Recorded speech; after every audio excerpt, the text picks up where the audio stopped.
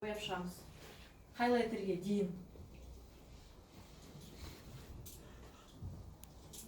Астынан бастап жоғарыға дейін.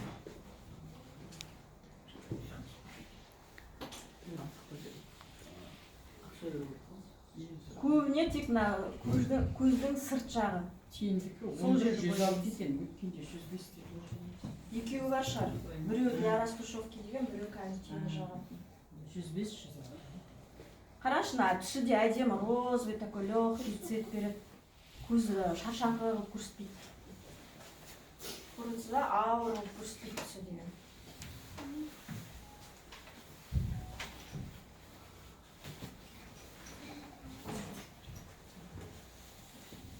Жоғарысын барлығын.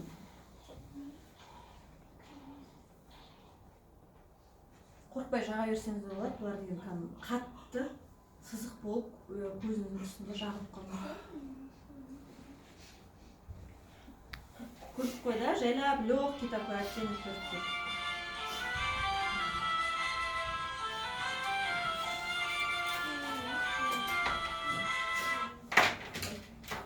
Так, енді келесі түс біз мынадан кішкене темный түс аламыз.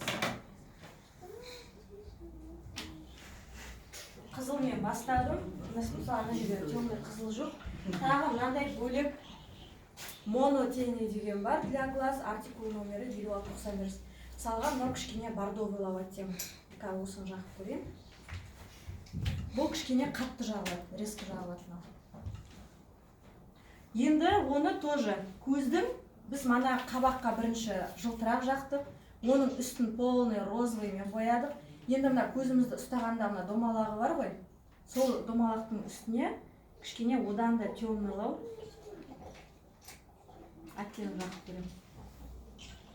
Сонда бізде ашық, темный болып осылай бір переходпен кете береді. Нам тоже түсі өте әдемі. Көздің іш жағын полный боямаймыз. В основном тек шет жақтарын бояймыз. Неке, көрдіңіздер ма? Түсі өте әдемі мынау. Тоже астынан бастап жайлап.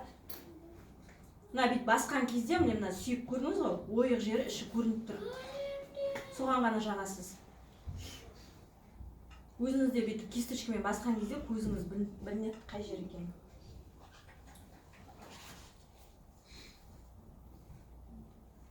Ішін полный боямаймыз мына екі нені. Мына сүйекті осылай бояп шығамыз. Енді бізге ортаға кішкене темный оттенок қоссақ болады. Көздің кірпіктің түп жағына қарай. Мынада қара түсі мысалға жылтырақпен келеді.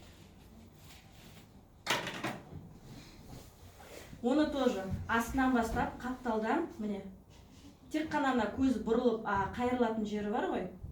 Ашқан кезде бөлінетін жері бар ғой, соған ғана жағамыз.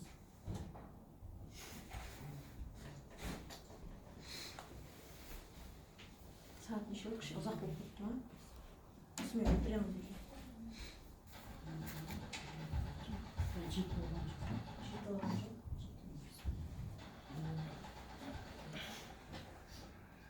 Неке кішкене темный оттенок береміз.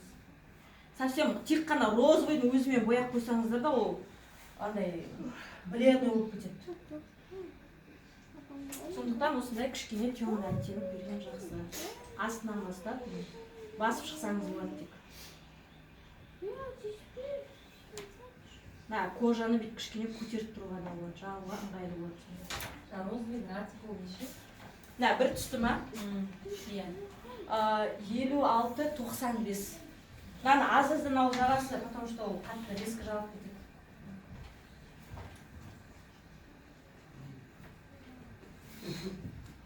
Сонда көрдіңіздер ма, ана жерде ешқандай складка жоқ та, 1-2 деп. Бәрі плавно, переходно өтіп тұр. Ашықтан темныйға қарай. Қатты темный қимақ қояқ.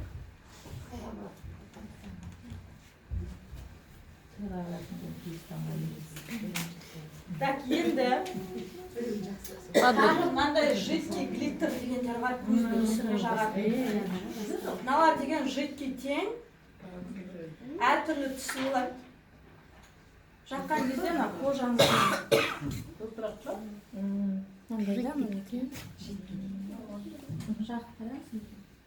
осылай көздің үстіне жаққанда осылай жылтырап тұрады. Оны енді тойға барғанда шығар, күндіз емес.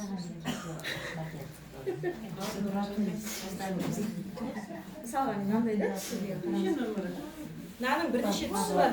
Тойға барғанда әдемі болмай, күнде әдемі болсын. Бақыттау.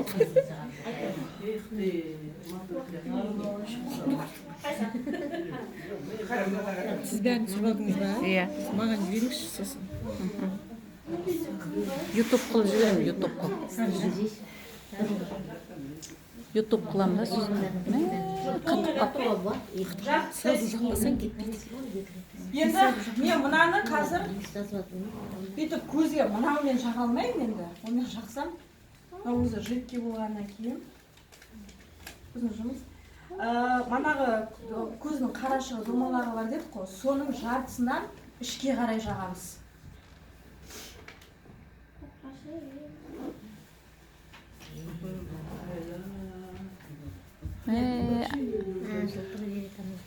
Көрдіңіз ба? Осыны қазір кішкене қолмен басып жүруге деп айтып. Потому что андай үйкелеп жақсаңыз, ол жидкий ол, қазір жиналып қалады ол кожаға. Некен апалай менен. Кез келген затты үйкелемей, ысқыламай жағамыз, басып үстіне.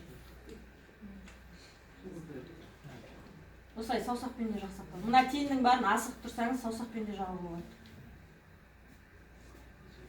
Болды? Отырады ма? Көзіңді аш. Енді көзіңізді ашыңыз.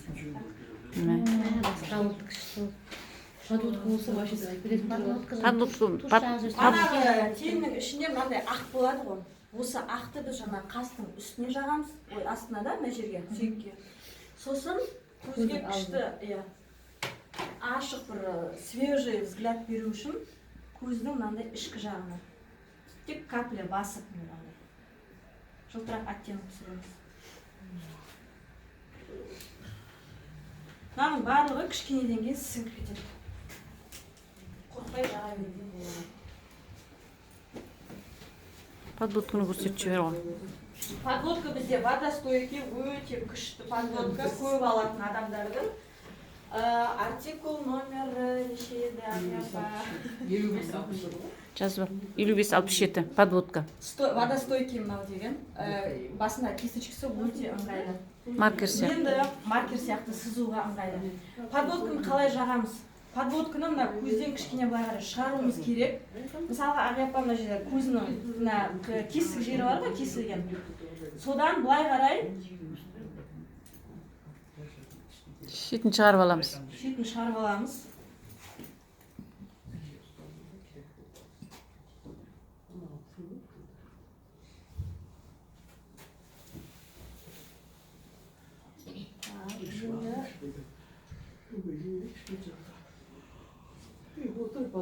Бір сызық қыл деп. Сол стрелканы астынан көздің уже ішкі жағына қарай жүргіземіз. Кожаны бүйтіп кішкене көтеріп тұрсаңыз, жақсы жағылады.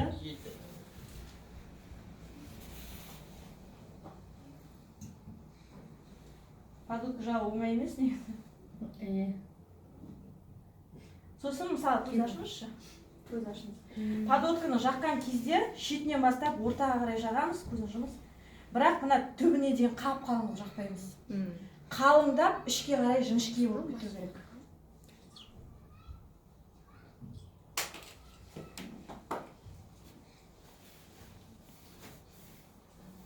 Сосын подводканы ұшы жіңішке болса, жақсы әдемі көрінеді.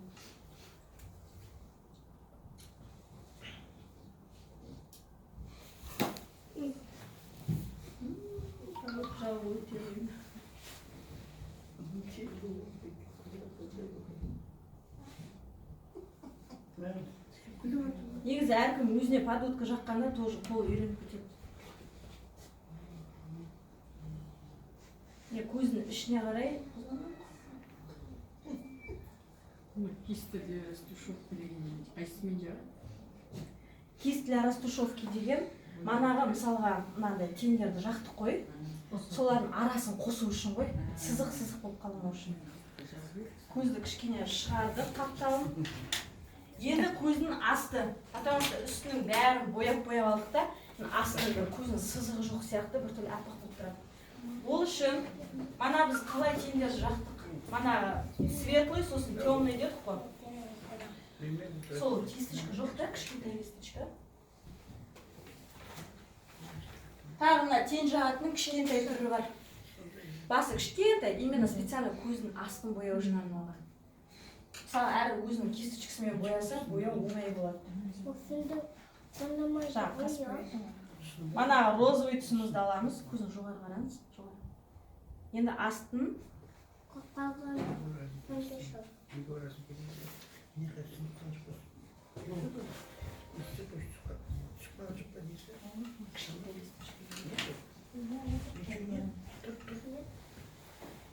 қараны енді аламыз. Тоже астын тек қана қаптауын шетін ортасына дейін ғана боямыз болды.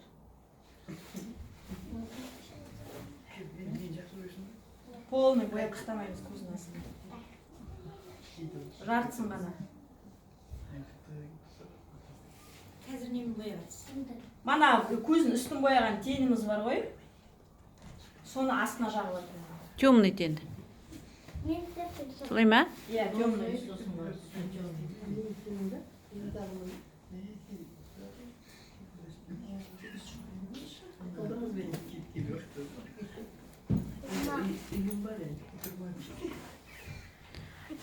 Кейбір адамдар болады, жақсы карандашты жағады астына. Карандашпен бояған жақсы көреді. Біреулер болады, просто тушпен бояп қояды. Біреулер болады, просто тен жағып қояды. Пока енді астын істемей қояйын. Карандашпен боямай қояйын, бірақ бізде әртүрлі карандаштар бар, көзге арналған. Көздің үстінде бояйды, астында бояйды. Сосын тушпен бояйды. Көрсетшіш болды. Боямай. Тушпен боямай қояйын, да? Иә. Әртүрлі сосын менің өзінің туштары бар. Вот я проверю. Менде каталогтан қарап айтып жүре аламыз.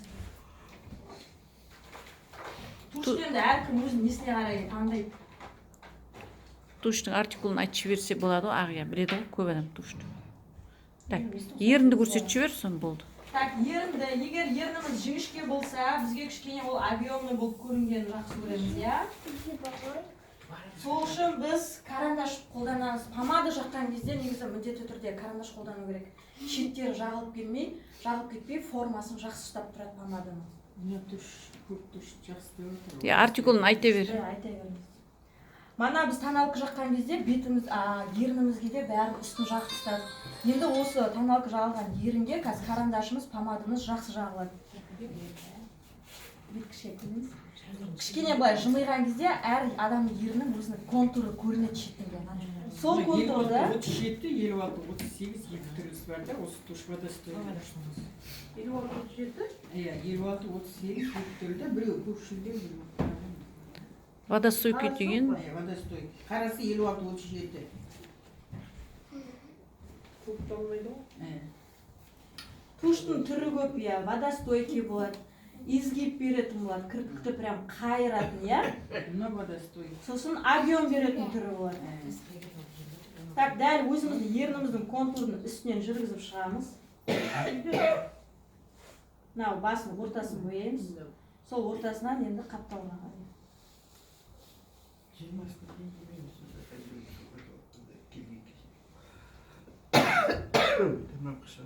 Өзіңізде үйден салыстырып қараңыз, карандашсыз бояп көріңіз ерніңізді. Потом карандашпен бояп қараңыз, екеуінің разницасы көрінеді. Шетін бояп алып, енді осының ішін помадамен толтырамыз. Карандаш дәл сол сәйкес келу керек пе әлде? Карандаш сіздің помадаңыздан кішкене темныйлау болу керек. Карандаш перед помадой. Да. Қайда? Помада қайда? Помада енді түрі бар помаданың.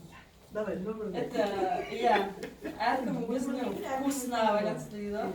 Мысалға мына помада жақсы ұнайды, 40-078 деген. Стой көп тұрады. Темно-розовый такой с блеском, мынау кішкене жылтырағы. 40-078. Жақып көрші ал көрейік. Сосын более такой, кәдімгі натуральный түстер ғой міне. Да, көбіне қолданатын. Ол 43-059. Мына более такой жидкий, жұмсақ жағы бар. Сосын тағы қандай помада бар. Андай блесктер бар для губ.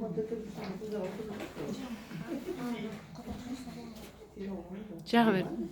Фиолетовый, біреулер қызыл жақсы көреді, фиолетовый жақсы көреді. Енді мен жаңағы немді көрейін, да? Негізі для помады тоже кисточка бар. Иә. Оны да тоже өзінің кисточкасымен пайдалансаңыз, эффект намного жақсы и басқаша ол жағы бар.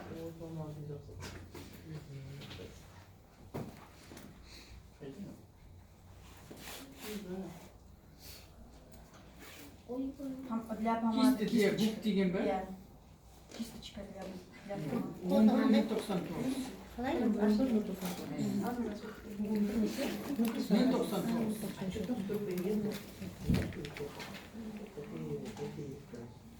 Тәптелер келесті күлшетті.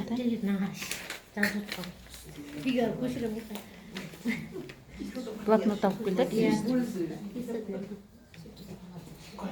Үнемі сабаққа келген қыздар. Менде бар қолы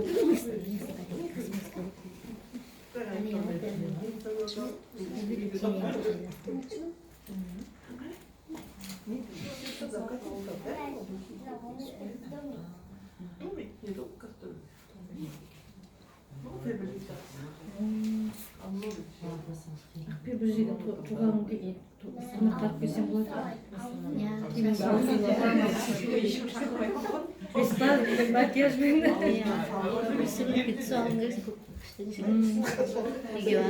Ал, болды ма?